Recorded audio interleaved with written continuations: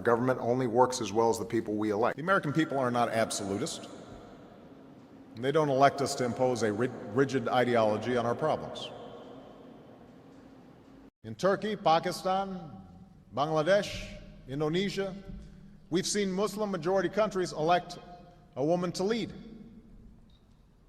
We want to institute those reforms that will ensure that in 18 months' time, people of Zimbabwe are given an opportunity to elect their own government. In Turkey, Pakistan, Bangladesh, Indonesia, we've seen Muslim-majority countries elect a woman to lead. It's that progress that made it possible for me to be here today, for the good people of this country to elect an African American, the 44th President of the United States of America. They head down to the gas station. They make sure a few cameras are following them. And then they start acting like we've got a magic wand and we will give you cheap gas forever if you just elect us. On elections, for me,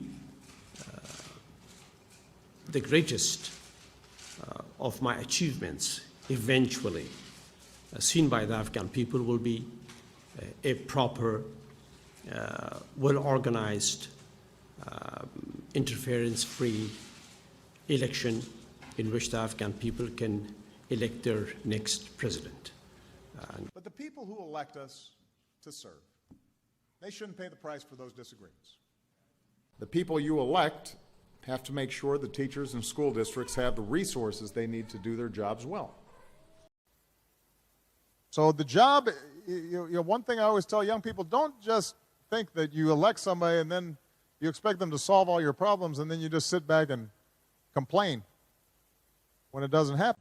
So you got to vote all the time, not just when it's cool, not just when it's time to elect a president, not just when you're inspired.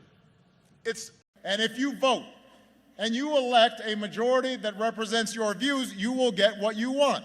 So as I've said many times, and I'll say again, I look forward to working with whomever the American people choose to elect as their president in November.